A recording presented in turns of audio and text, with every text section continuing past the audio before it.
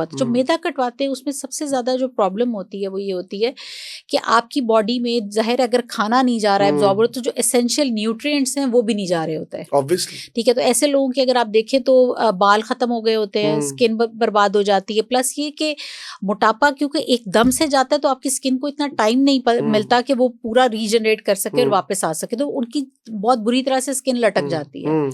और अनफॉर्चुनेटली क्योंकि पहले ये होता था गैस्ट्रिक बाईपास कर दिया जाता था, लेकिन गैस्ट्रिक बाईपास में बहुत स्वेर फिर उसकी क्योंकि उसके साथ डेथ्स भी रिपोर्ट हुई तो उसको बंद कर दिया गया। अब ये किया जाता है कि आपका मैदा छोटा किया जाता है, लेकिन वो कुछ अरसे के बाद रीग्रो कर जाता है, वो अल्लाह की तरफ से है। It's just like a balloon. हाँ, तो वो आपका ये होता है कि उसके सेल्स दोबारा से वो रीजनरेट होते हैं। तो अगर अब आपने अपनी हैबिट्स चेंज नहीं की हैं तो वहीं पे आप खड़े तो वो आप वहीं आ जाएंगे। अच्छा, लाइपोसक्शन का on the other hand plus point ये है कि that is permanent. Liposuction permanent है क्योंकि जब आप मैदा काट रहे हैं तो फैट के सेल्स नहीं जाते, आप जिम कर रहे हैं तो फैट के सेल्स श्रिंक होते हैं, वो जाते नहीं आपकी बॉडी से। अगर आप टमी टक कर रहे हैं तो सिर्फ उतना पार्ट निकलता है जितना सर्जरी से रिमूव किया गया, बाकी फैट के सेल्स वहीं रहते हैं। लाइपोसक्शन का प्लस पॉइंट ये है कि जहां से लाइपोसक्शन की जाती है वहां से सिर्फ फैट नहीं निकलता, फैट के सेल्स भी चले जाते हैं। लेकिन अगर अब आप कहते हैं कि जी आपने बेली से फैट रिमूव करवा लिया और आपने मुंह नहीं रोका, ठीक है, तो आपके वो कहीं और आ जाएगा क्योंकि हमने पूरी बॉडी से तो फैट के सेल्स नहीं निकाले ना, और वो ना मेरे से पूछ के आएगा ना वो आपसे पूछ के आएगा, और यूजुअली फैट हमेशा गंदी जगह पे आता है। आप मुझे एक बताएं कि अगर जब हम लाइपोसक्शन कराते हैं तो क्या फैट सेल्स को रिमूव कर देते हैं? हाँ, वो फैट के सेल्स भी निकल जाते हैं उस जगह से। आप मुझे एक बात बताएं, fat is also essential for the body. 100% नहीं ना हो सकते, ठीक है, 100% और ना किए जाते हैं। हमारा टारगेट सिर्फ ये होता है कि 60%।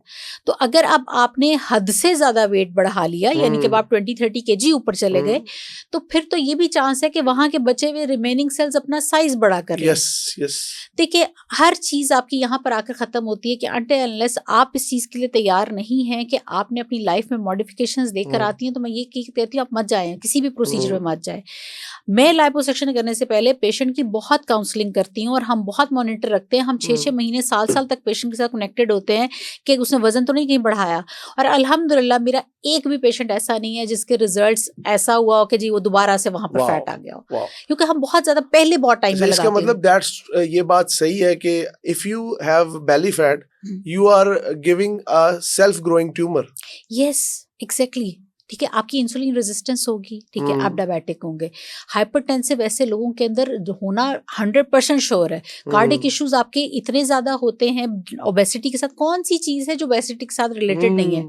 आपके कोलेस्ट्रॉल लेवल्स हाई होंगे, आप मतलब आपके फैटी लिवर होगा, क्या चीज है जो नहीं होगी? कौन सा सिस्टम को अफेक्ट नहीं करेगा? तो पाकिस्तान में अब एक मजाक बनता जा रहा है, और जबकि नहीं जो है, कि किसी वक्त में सिर्फ अल्कोहलिक के साथ होता था। और आप यकीन करें बहुत हेल्दी नजर आने वाले लोगों का भी आपका जर्नली देखने के अंदर स्टेज 1 पे होता है, और वो होता है।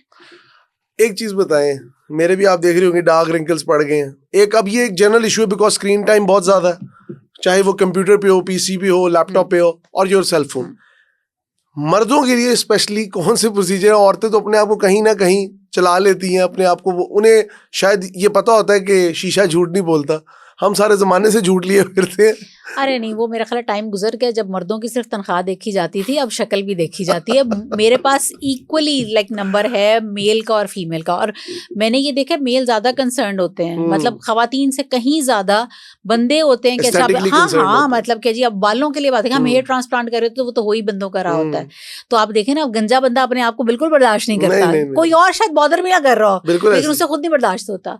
और जहां तक ये डार्क सर्कल्स की बात है, देखिए स्क्रीन टाइम अगर आपका है तो जाहिर है कि वो चीज़ बढ़ती चली है, लेकिन जिस तरह आप डेप्थ में हैं और आपके हैं तो उसमें फिलर डाला जा सकता है, ठीक है। अच्छा, लेकिन जब आपने अंडर आई फिलर डलवाना है तो ये बहुत ज़रूरी है कि जिससे आप डलवा रहे हैं वो इतना एक्सपर्ट हो कि वो कैनुला से डाले।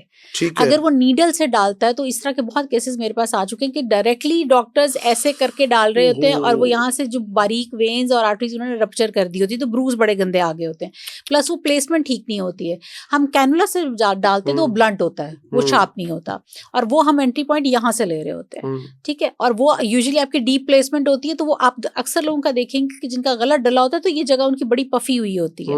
तो लेकिन अगर आपकी सही प्लेसमेंट है तो नोबडी कैन इवन जज कि आपका फिलर डला हुआ है। और दूसरा, लेस इज मोर, कभी ज्यादा नहीं डलवाए। मैं हमेशा बहुत you are the first doctor in my entire, मतलब जितनी भी मेरी मीडिया की लाइफ है, जो इतना स्टेट कह रही है कि भाई आप कम से कम इसकी तरफ जाएं, वरना लोग तो कहते हैं नहीं इसको ज्यादा प्रोसीड करें। देखिए, आप कम को किसी वक्त भी ज्यादा कर सकते हैं, ठीक है। आप मेरे पास आते, मैंने आपको 1 ml डाला, ठीक है, और मैंने आपको कहा आप आराम से इसको 2-3 हफ्ते देखें। अगर आपको लगता है कि और डालना चाहिए तो स्वेलिंग को सेटल होने दें, ठीक है। जाहिर है माइनर सी स्वेलिंग तो होती है और उससे एग्जैक्ट रिजल्ट नहीं सामने आ रहा होता, ठीक है।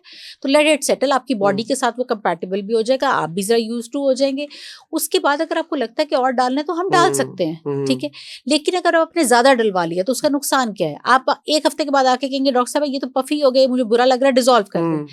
आपके बेसिकली फिर वहां नुकसान क्या है? आपने वो जो 2 ml डलवाया, मतलब आपकी पफी आईज हो जाएंगी, हो भी सकती है ना, ब्रूज भी पड़ जाते हैं लोगों के अगर आप ओवर डलवा लेते हैं। मतलब आप बिला वजह अल्कोहलिक लगे। हाँ, तो उसमें आप देखें ना, आपने वो एक्स्ट्रा जो फिलर डलवाया वो भी पैसे जाया, डिसॉल्वर भी महंगा है, उतना ही महंगा है जितना फिलर है, वो भी अब आपका डला। उसके बाद अब आप जब दोबारा फिलर डलवाएंगे तो फिर तो जरूरत क्या है, आप कम डलवाएं, उसको बढ़वा लें। चलिए, एटलीस्ट कुछ ऐसे डॉक्टर्स हैं जो हमेशा सेनिटी की तरफ लेके चलते हैं। चल, last but not the least, मुझे ये बताएं, मेरे भी बाल गिर रहे हैं आपने बालों की बात की, बाल्डनेस एक बहुत बड़ा इशू है। हेयर ट्रांसप्लांट मेरे ख्याल से फसल खत्म होने से पहले फसल का ख्याल कर लिया जाए, वरना अब पछतावे क्या हो जब सब कुछ चुक गया। एग्जैक्टली। आप क्या कहेंगे इस बारे में? अच्छा, इसमें 3 बहुत मेजर कॉजेज हैं। एक तो ये कि जेनेटिक्स अगर आपकी इन्वॉल्व है तो डेफिनेटली आप प्रिपेयर रहें कि आपके ट्रांसप्लांट होगा ही होगा। वो हम उसको प्रोलॉन्ग कर सकते हैं कि अगर आप अपने जो बाल हैं उनका ख्याल करते हैं तो हम आपका वक्त गुजार सकते हैं अच्छा, और वो बहुत अच्छे ऑप्शंस हैं जिसपे आपकी PRP है, एक्सोसोम्स हैं, ये चीज़ें की जा सकती हैं। दूसरी बहुत इंपॉर्टेंट चीज़ ये है कि अगर आपको डेंड्रफ है तो ये जहन में रखें कि हम हेयर ट्रांसप्लांट, मैं तो खैर नहीं करती डेंड्रफ के पेशेंट का, क्योंकि वो फेलियर होगा, 100% फेलियर होगा। रीजन बिहाइंड डेंड्रफ अगर आपके है बालों में तो वो सवाल ही पैदा नहीं होता कि आपको बालों को वो उगने दे। That is one of the major cause of hair fall. ऊपर बल्कि और उसको ब्लॉक कर देगा। एग्जैक्टली। और तीसरी, और जो यहाँ पर लोगों को पता ही नहीं है, और इस पे मैं बाहर रिसर्च भी कर चुकी हूँ तो उसका पेपर भी मेरा मौजूद है, एशियंस में विटामिन डी की खास तौर पे मेल में क्रिटिकल शॉर्टेज होती है। रीजन? जो आपके डार्क कलर जो जिनका होता है कॉम्प्लेक्शन, उसमें बेसिकली जो मेलानिन की प्रोडक्शन है वो विटामिन डी की एब्जॉर्प्शन को रोक देती है। ये मेरे लिए मतलब दिस इज न्यू इन्फॉर्मेशन। तो आप अगर हम तो ये समझते जी, हमारे तो आधे लोगों ने रंग इसलिए काला किया जी सूरज में बैठ के। नहीं, एशियंस मेल में खास तौर, ये फीमेल में फिर बेहतर है। आप मेल में 100 लोगों का करवाएंगे, आपको तकरीबन 80% ऐसे लोग मिलेंगे जिनका विटामिन डी शॉर्ट होगा। एक चीज बताएं, शुरू से दादियां नानियां कहती थी तुम सरसों दा तेल लाओ तुसी इंज रहोगे, ਅਸੀਂ अपने ਵੱਡਿਆਂ ਨੂੰ भी वेख्या। स्टिल राइट नाउ आप ऑयल लगाएं तो या ऑयल खराब हो गया या नीयत खराब हो गई है या स्ट्रेस मैनेजमेंट नहीं है। उस वक्त डाइट बहुत बेहतर थी, और दूसरा देखिए आपको एनवायरमेंटल जो चेंजेस है इस वक्त, अभी आगे अब स्मोक का सीजन आ रहा है। Smoke also affects the hair. Definitely air quality आपके देखें, आपके पोर्स, हर चीज ये अल्लाह ताला की तरफ से ऐसा कि जिसने ब्रीद करना है आपके यहाँ से सामने, और उसमें अगर फर्ज करें कि सारी पोल्यूशन आ रही है, ठीक है, वो आपकी क्या होगा, डेंड्रफ होगी डेफिनेटली, और वो क्लॉग करेगा पोर्स को, तो वो डेफिनेटली इफेक्ट करता है। और डाइट जिस किस्म की आप मुझे बताएं कि आप घर में भी बच्चों को खाना खिलाएं, आपको कैसे पता है कि जो आप सब्जी पका रहे हैं उसके ऊपर किसी किस्म का कोई पेस्टिसाइड नहीं होगा या फर्टिलाइजर में नहीं है वो। दालें आप देख लें, पेस्टिसाइड और फर्टिलाइजर्स की पैदावार है। हमें लग रहा होता है कि सिर्फ हम बदनाम कर देते हैं ब्रायलर को। आप मुझे ये बताएं कि जो बीफ है और मटन है उसमें क्या हार्मोन के इंजेक्शन नहीं लगते? उसी तरह ही चल रहा है हार्मोनल। हाँ जी। तो आप ये सब कुछ क्या हमारे अंदर जा रहा है? पहले ये नहीं जाता था, ऑर्गेनिक होता था सब कुछ, सबके घरों में जनाब जी एक आधी किसी ने भैंस रखी हुई है, गाय रखी है, घर का सब कुछ आ रहा है। अपने जितना मतलब किसी का होता था अपने घर के सांप के लिए उतना उगा भी लेते थे चीजें।